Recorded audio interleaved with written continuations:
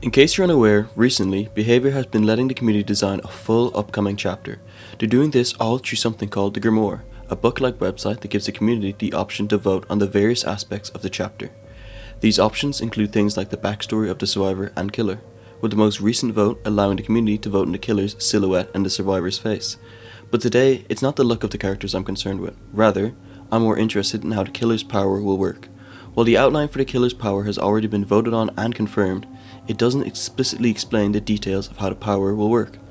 They're more akin to guidelines. I thought it'd be fun to try and fill in the blanks and design the Grimoire killer myself.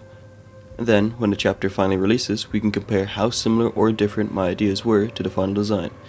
This is my attempt at designing Dead by Daylight's upcoming killer.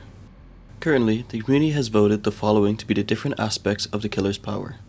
Their active power is called retribution, their secondary ability is called Blasphemous actions, their special interactions are called Pain of Artifacts, and finally, they have a special realm called the Hopeless Exile. I'm going to go over each of these abilities and first talk about what they're confirmed to do, and then describe how I'd implement them. Let's start with the killer's active power, Ray of Retribution. The devs have described this ability as follows. You deliver a beam of divine energy that punishes the unworthy. This being the killer's active power means it's one that they'll be actively using the most, similar to the likes of the Demogorgon Shred ability. This ability would likely be used in chase to stop the killer being bullied as an M1 killer. I think this ability could simply work by having the killer slow down as they summon the light to charge the beam, then releasing a thick light beam from the center area forward. This beam would last for a few seconds and the killer would be able to slowly aim the beam as it shoots. I imagine it would work similar to how the Kamehameha move worked when it was added to Fortnite. The beam wouldn't instantly damage the survivor, instead needing to be focused on the survivor for a little bit before they're damaged. Because it's called a Ray of Retribution, and retribution means deserved punishment or revenge, I think it'd be cool if the more sins a survivor has accumulated, the less time it would take for the beam to damage them. This means the ability would be much stronger on sinning survivors. This would really incentivize survivors to try and avoid sinning as much as possible. But how do survivors accumulate sins? That takes us to the killer's secondary ability, Blasphemous actions. The devs have described this ability as follows. Sins are chosen by transgressions committed in the trial. Some examples given of what the transgressions could be are unhooking survivors or getting hit. This being the killer's secondary power means it's more so of a passive build-up, a la Sadako's curse. So what we need to decide is what causes the survivor to gain sin. In my opinion, I think the survivors should get sins based on any transgressions made towards the killer. To me, I picture the killer as an angel who sees themselves as a much more valuable life form compared to the mortal survivors, so in its eyes, any action against it will constitute its sin. For example, stunning or blinding the killer would be a sin as it's an act of violence against the angel. From a gameplay perspective, it would also mean survivors have to choose if the extra stun time is worth the sin they'll gain. Maybe it'll be worth it in the early game while they're low on sins, but less so in the later game. I also think the act of unhooking a survivor should transfer some sins from the hooked to the unhooker, as this is going against the angel's judgment to punish the survivor. From a gameplay perspective, this would also incentivize the killer to not tunnel, as now their Ray of Retribution will be stronger on the unhooker and weaker on the unhooked. I also think it'd be funny if a survivor was to rapidly crouch while close to the killer, they'd gain a sin as they're mocking the angel. While survivors can easily avoid this and it realistically won't happen often, I think it'd be funny the first time each survivor learns about it. Finally, I think if a survivor was to escape a chase, they should gain some sins. This would be seen as dodging the angel's punishment. From a gameplay perspective, this would give the killer options. They could drop chase early so the next time they chase a survivor it would be easier as the ray would be more effective. Or they could commit to the chase. It would also give the killer a threatening aura as even the act of starting a chase would be punishing to a survivor. With all that said, the devs would need to make accommodations to ensure killer players don't cheese this ability. We don't want a repeat of Legion 1.0 where the killer just moonwalks to lose chase while still chasing the survivor.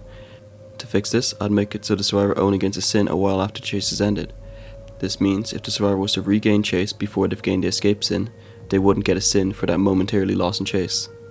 But what happens if a survivor gets the total amount of sins? Well, that leads to the killer's special realm, Hopeless Exile. The dev described this ability such that sinners are banished to another realm laden with challenges.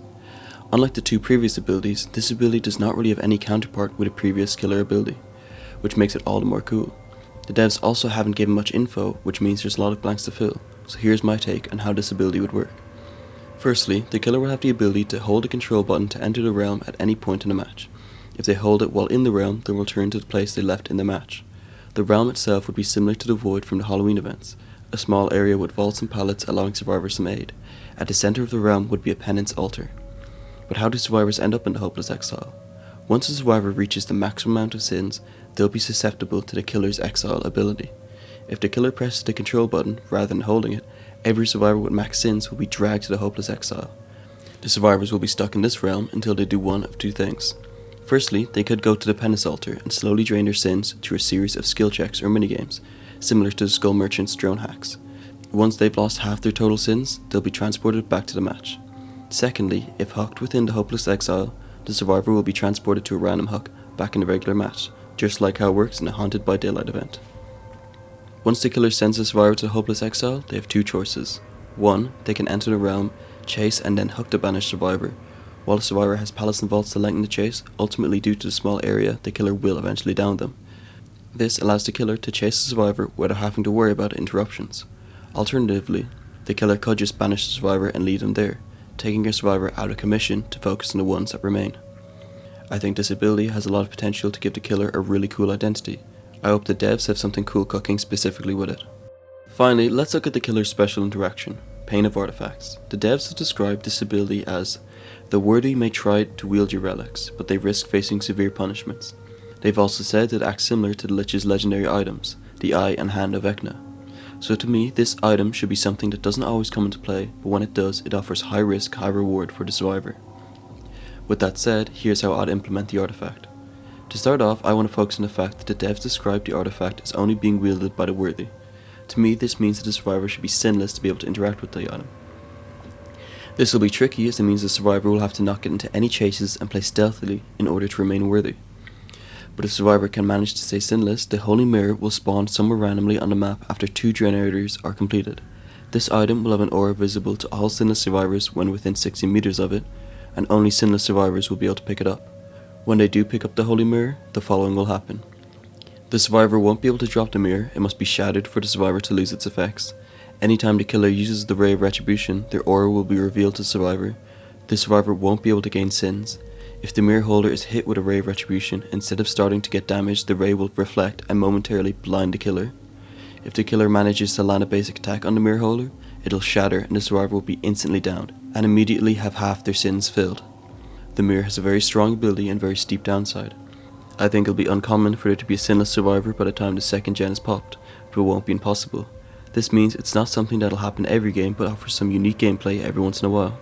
The mirror user will be immune to the killer's chase power, but vulnerable to the killer's base attacks. This means that a strong mirror user could try and balance body blocking the ray of their teammates and then having their teammates body blocking the base attacks. I think this is an item that'll ultimately offer more killer and survivors interactions, which I think is where DPD is most fun. Hopefully the high risk, high reward gameplay coupled with the slight rarity of the mirror will make it so whenever it's present in a match, it'll be sure to leaving an interesting impact.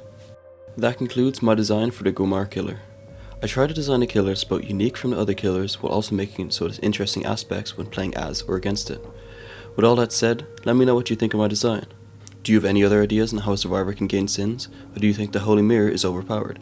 Let me know in the comments. I'd love to read what kind of designs you have for the upcoming killer. Finally, I'd like to ask that you subscribe. We're just under 10k subs, and it'd be really cool if we could make it that goal. Anyways, that's all for now. Thank you, and goodbye.